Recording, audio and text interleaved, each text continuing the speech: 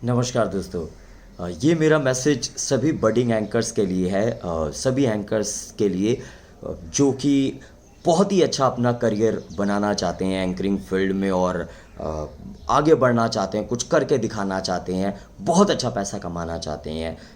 काफ़ी एक्सपीरियंस के बाद मैं ये चीज़ बोल रहा हूँ और आई होप आप इस चीज़ को नोटिस करेंगे कि कॉपी करना बंद कर दो।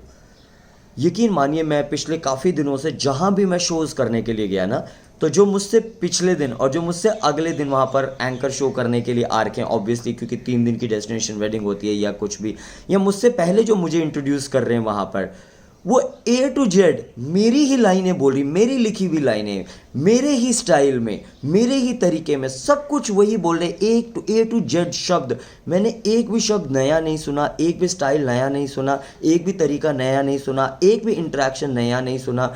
ये आप अपने आप को जहर पिला रहे हो। ट्रस्ट मी, क्यों, मैं आपको बताता हूँ। पहली चीज़, अगर आप कॉपी करेंगे ना तो जो हमारा माइंड है वो क्रिएट करना बंद कर देता है। जैसे आप स्विमिंग में उतरे हो, अगर आपने वो ट्यूब पहन लिया तो आप स्विमिंग कभी भी नहीं सीख पाओगे, तो आपका माइंड कभी नहीं क्रिएट कर पाएगा। आप कभी भी 8 या 10 हज़ार रुपये से ऊपर के एंकर कभी नहीं बन पाओगे। मुझसे लिखवा के ले लो, ज़िंदगी वहीं बर्बाद हो जाएगी, बिल्कुल सड़ते रहेंगे उस एक छोटे से शहर के अंदर ही। कभी पूरे ऑल ओवर इंडिया के लिए आप ग्रो नहीं हो पाएंगे। क्यों? क्योंकि उस शहर में एक बार तो कर दिया उस ऑडियंस का शो कि हाँ भाई देख के पूरा कॉपी करके, लेकिन जब आपको दूसरी बार करना है तब क्या बोलोगे आप? ऑडियंस तो सेम है, तब क्या आप नया करोगे? कुछ नहीं कर सकते आप। और तीसरी चीज़ क्या है कि क्योंकि हमेशा उस सेम ऑडियंस के लिए बहुत बार आपको शो करने पड़ेंगे, तो आपको नई चीज़ तो करनी पड़ेगी। आपके माइंड ने, क्योंकि आपको ये आदत पड़ गई है कि वहाँ से देखा उस चीज़ को कर लिया, तो आपके माइंड का जो क्रिएशन है, खुद क्रिएशन, वो बंद हो जाता है। और उससे अगली चीज़, आप कभी भी 10 हज़ार रुपये के ऊपर के एंकर नहीं बन पाओगे आपके, क्योंकि जब तक खुद की क्रिएटिविटी नहीं हो पाएगी तो नहीं ग्रो कर पाओगे। और कुछ वक्त बाद आपको शोज़ मिलने बंद हो जाएंगे, कंपटीशन हो जाएगा, बल्कि जो 10 हज़ार मिल रहे हैं उसकी जगह भी 5-6 हज़ार में आपको शोज़ करने पड़ेंगे, महीने में सिर्फ 1-2 शो मिलेंगे। और फिर क्या है कि घर में भुखमरी हो जाएगी, घर वाले बोलेंगे कि अपना प्रोफेशन छोड़ो, कुछ और करो, आपको लगेगा कुछ हो ही नहीं रहा है। लेकिन इस सब के जिम्मेदार आप खुद होंगे। क्यों?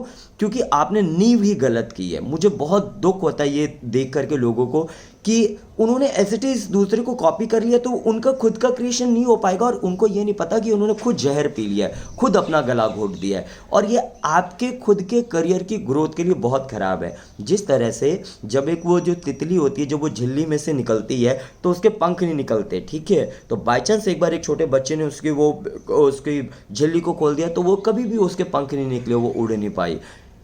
दुख हुआ मुझे हर शहर में जा कर के वहाँ पे देख के कि मुझसे आगे पीछे जितने भी एंकर हैं सब सिर्फ मेरे ही डायलॉग बोल रहे हैं, मेरी लाइनें बोल रहे हैं।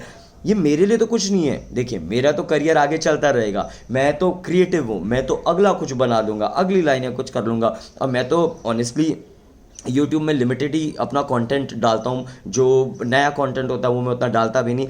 लेकिन आप सिर्फ उसी कंटेंट को अगर आप करने पे लगे रहेंगे तो आपका करियर कभी नहीं बढ़ पाएगा, आप वहीं पर ख़त्म हो जाएंगे। इसलिए आप सब लोग कसम खा लें आज से कि आप एक भी डायलॉग दूसरे का कॉपी नहीं करेंगे। कोई बात नहीं, आपको शो में जब आप जाओगे आपको ऐसा सफोकेशन सा फील होगा कि मैं क्या बोलूँ अपना, लेकिन तभी आपकी अपनी खुद की क्रिएटिविटी शुरू होगी। और तभी आप 8-10 हज़ार रुपये के, या कानपुर बरेली के छोटे शहर से लेकर के पूरे ऑल ओवर इंडिया में लाख लाख रुपए पर शो के चार्ज करके अपने करियर को आगे बढ़ा पाओगे। सो ये मेरी रिक्वेस्ट है सभी मेरे बडिंग एंकर फ्रेंड्स के लिए कि आपके खुद के बेनिफिट के लिए कॉपी करना बंद करो और खुद का क्रिएट करना शुरू करो। ज़्यादा से ज़्यादा किताबें पढ़ो, ज़्यादा से ज़्यादा सादत हसन मंटो को पढ़ो, हरिशंकर परसावली को पढ़ो। ज़्यादा से ज़्यादा जितना आप साहित्य पढ़ोगे उतना आपका माइंड नेचुरली क्रिएटिव होता जाएगा। So this is my best wishes and this is my request to everybody. Thanks for watching.